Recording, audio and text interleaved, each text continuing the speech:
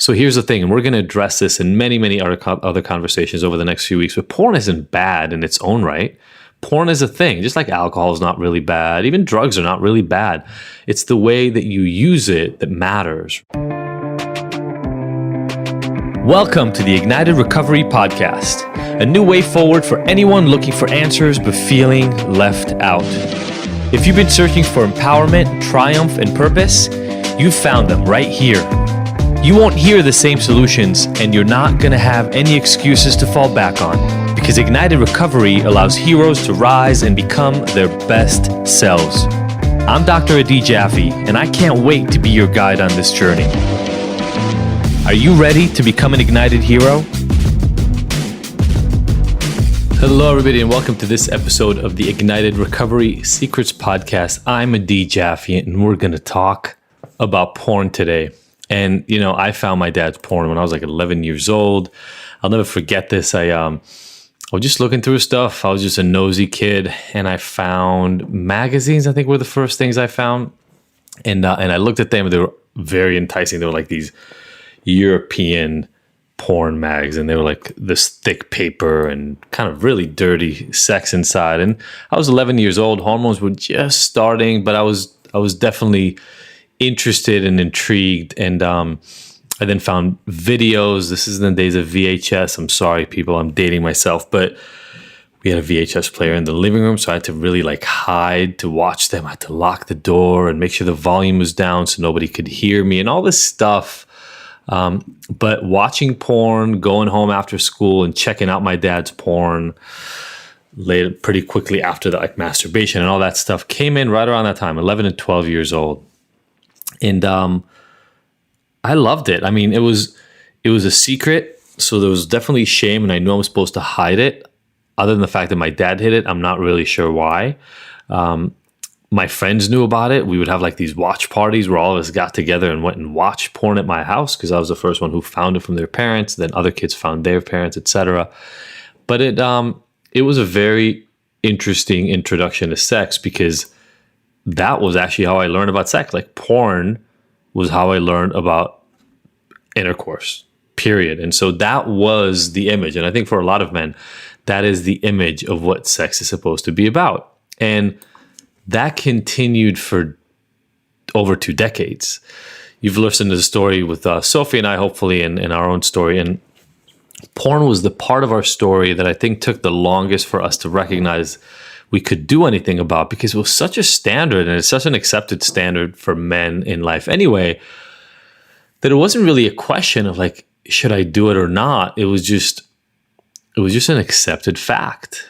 And so what I want to talk about, and some of the things we're going to cover in the Friday episode, in the Recovery Secrets episode for the next few weeks at least, is this question around sex addiction, pornography addiction, cheating, chronic infidelity, paying for sex, all those sorts of things. And I'm going to look at it under this umbrella of, is sex addiction a real addiction at all, or is it something else? And I think you're going to see that the way I talk about this is pretty different than traditional treatment for sure. First of all, because, you know, my question about addiction in general is it what they say it is, or is it something completely different? And then on top of that, we're going to really focus on sex, because unlike drug addiction, right? Somebody can say to you, well, you don't have to drink ever again, which is true. Although, again, in normal society, about more than half of people do drink. So it creates challenges, but you don't have to drink to survive. But obviously, the hope of somebody who struggles with sex addiction or porn addiction is not to stop having sex, just like food. So we're going to talk about that because these things are really, really different. And so when you do this work, and I've done the work myself because I struggle with what would have traditionally been called sex addiction in my own life, there are some points that have to be made that maybe are a lot less easy, a lot less simple for people to take on when we talk about alcohol or drugs, but play a very different role in the context of sex and porn. So we're going to start out with porn. We'll talk more about sex, intimacy, and other things like that today, but even over the next month. And I think you will find that this will apply to you, and you will be able to relate to this, whether you're a guy struggling with this yourself, whether you're a partner in a relationship that is being inundated with these issues related to porn or not. And so share this, talk to the people in your life about it, radical transparency, right?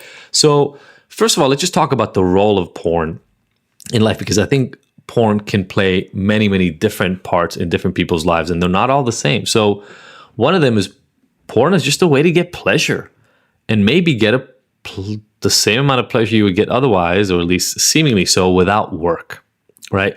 Let's think about for a second, and I'm sorry, I know this is going to come off as really chauvinistic and male-centric, etc. But first of all, I am a man, and so that taints the perspective of what I say anyway. But even beyond that, I am talking about it from this perspective. And so if you're being affected by porn, there are many different ways to look at it, many different players in that equation. But for, let's say, a traditionally heterosexual man, or actually a homosexual man, in order to have sex, you have to go out and meet somebody to have sex with, if it's going to be consensual, regular sex with another human being. There's normally a process of courting and talking to one another, meeting, finding a place to meet, finding the other person attractive, spending the time to get to know each other enough to trust, then going somewhere to have sex. There's all this stuff that has to be done. It can be really pleasurable and fun and exciting, but it's also work. And in one of the easiest ways that I think applies to a lot of the addiction conversations, porn is a shortcut to get that same pleasure, the orgasmic, the ejaculation part of pleasure from sex, without all that work. And whether we like it or not, we live in a world that is trying to take shortcuts all the way. For crying out loud, we don't even type out words anymore, right? If I want to say that something is really funny that you just mentioned, I don't even have to say, oh my God, that's so funny. I type lol, right?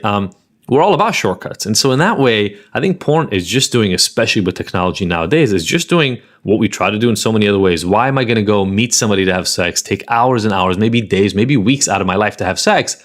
I could just have somebody I'm attracted to show up on the screen right now, get the pleasure I want without work. So that's one role. The other one is porn as a way to avoid the risks of intimacy. Outside of pleasure, part of the fun, part of the enjoyment of sex is the intimate connection to another human being. But that's only fun and exciting if you like connecting intimately to other people. I have talked about this many times before, but I came from a family where intimate emotional connection was not the easiest thing ever. And so it was actually scary to connect to somebody else intimately. I've told this story, I think, before, but I'll tell it really, really quickly. There was a girl I really liked in junior high, and I wanted to ask her out. I built up the courage for days. By the time I built up the courage, actually maybe even weeks, honestly, by the time I built up the courage, I had a friend next to me, so I could kind of have to do it, right? Because with him there, I'm not going to chicken out. This is back in the day of landlines. I called her family's house. Her dad picks up the phone. This is back in Israel. And that was nerve-wracking enough. I get her on the phone. We kind of chit-chat for 3, 4, 5 minutes. And then I ask her to a movie. And she said no. And she had a really good reason to say no. She already had a boyfriend. So that was dumb of me. But again, my social skills around women were not all that great. So she said no. We kind of try to figure out a nice way to end that conversation. But when that ended, I felt terrible. I had built up my courage for weeks to ask this girl out, and then I got a no, like a very clear, no, I'm not going to go to a movie with you. I felt like a piece of shit. I felt useless. I felt worthless. Went to bed, woke up the next day and went to school. And by 7 a.m. the next morning, there were no cell phones, there were no texts, none of that existed. By the next morning at 7 a.m., all of her friends knew, and they made fun of me at school and kind of taunted me with it for weeks. I developed a real anxiety around that risk that comes with intimacy. And I know a lot of other people have as well. Porn was a way of saying, well, what do I want at the end of that? Well, I really would like to hook up with somebody. Let me get that at less risk, less anxiety, etc. coming in. I didn't realize the amount of shame it created. I didn't realize the amount of things it was keeping me from experiencing. It seemed like a really great way to avoid anxiety and pain. And then for some people, after a bad breakup or after a long-term relationship doesn't work out, porn is a way to numb out, right? It still gives you the serotonin bump after an orgasm. You still get that flooding of feeling. And when you don't really want to feel, maybe you just flood yourself with some chemicals and you watch something that completely takes on your focus for at least minutes, maybe half an hour, maybe an hour, maybe 2 hours. I got to a place in my life where there were times, especially during my meth use, sometimes I would watch porn for hours a day. It was a way to numb out and distance myself. Now, all of those reasons are, I would actually think, pretty adaptive reasons. What I mean by that is they play a role that makes sense. Maybe a lot of you listening right now can understand how this has played a role in your life or in the role of a partner, in the life of a partner of yours or something along those lines. These things make sense. They're not addiction specific. The problem is that when you end up relying on them too long to provide you with pleasure without doing work, to make sure that you don't have to be intimate with other people and have the risks associated with that, and or to numb out after you've had your heart broken, what ends up happening is you become so isolated around intimacy because you no longer can even fathom how to do the work and you're out of practice. You also end up being so scared of risk around intimacy that you avoid all intimacy, sexual connection and such. And that leaves you really isolated. And I was really isolated for a long time. Like when I went to school and I was getting my master's and I didn't date for years, porn was my way of getting all of that. And some other things that we'll talk about in the future. But like that was my way of pretending like I didn't need intimate connection. Now, here's the thing. As a guy who used to struggle with that and watch it for 20 more years, et cetera, and it was a big part of my process to increase my ability to be intimate with my partner. I haven't watched porn on my own in over 8 years. Sophie and I have watched porn a handful of times together, and it's not to say that I never will again, but as a guy who used to watch porn at least daily, multiple times a day normally, it doesn't even cross my mind anymore. Why is that? Well, the reason is that I've done a lot of work and had to eliminate porn out of my life for a while to be able to do that work, just to kind of understand to myself, oh, well, porn is playing these roles. It's making me think I don't have to work for intimacy and pleasure. Well, that doesn't happen outside of porn. So if I want it with another person, I need to be able to remember how to do the work again. So I got to take the shortcut out. Oh, porn serves as a way of avoiding the risks of intimacy. Well, if I want to be with my partner long term and I want to have a relationship that is truly intimate, I need to at least remember how to take on those risks for intimacy. And then after Sophie and I fight or something along those lines, if I don't want to go numb out in a way that makes me avoid intimacy and makes me not want to do work in my intimate sexual relationship with Sophie, then I needed to eliminate it for a while. So I did. I eliminated it for a while we did work. And now it doesn't play that same role because I have those other ways of getting what porn was supposedly giving me at the time. So here's the thing, and we're going to address this in many, many other conversations over the next few weeks, but porn isn't bad in its own right. Porn is a thing, just like alcohol is not really bad. Even drugs are not really bad. It's the way that you use it that matters, right? And what I know about myself is the way I learned to use it held me back from building the life I want, from having real intimate connections with real partners. And with technology now, it's even crazier. I mean, you can have exactly what you want delivered to you instantaneously on a device that is private, listen to it on headphones so nobody even knows that you're doing it. And we know this happens more and more and more. So it's even easier to have it as an escape, which makes it harder not to want to escape, right? Because it does deliver this much, much quicker solution with so little risk. And so the thing I want to posit to you, and we're going to talk a lot more about sex and intimacy, like I said, on these Friday episodes, but I want to start asking you these questions, right?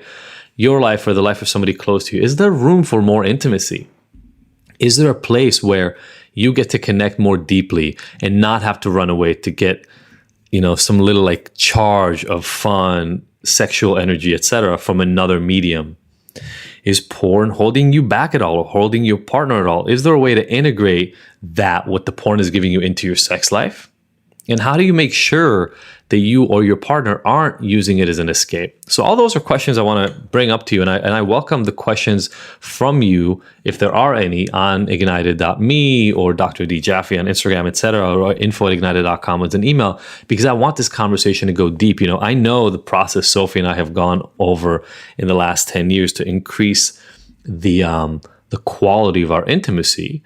And I really want to make a point of being able to deliver more of that to those of you who are out there struggling. So I'm going to make this the focus of much of the content that we're going to drive in the next little while. And so I look forward to your questions. I look forward to the pieces that you're missing and you need to know more about so we can solve this problem, because I've been there. I've helped hundreds of other people escape this route, and I know we can do something for you. So leave us a question, send us anything you're interested in. I have a sex addiction workshop online. We have the Hero program for people who think that it's a real habit that is hard for you to break, or for a loved one.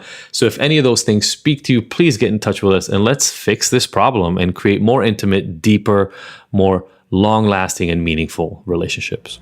Thank you all so much. Have a great weekend. See you next week. Thank you for tuning in to the Ignited Heroes Recovery Podcast.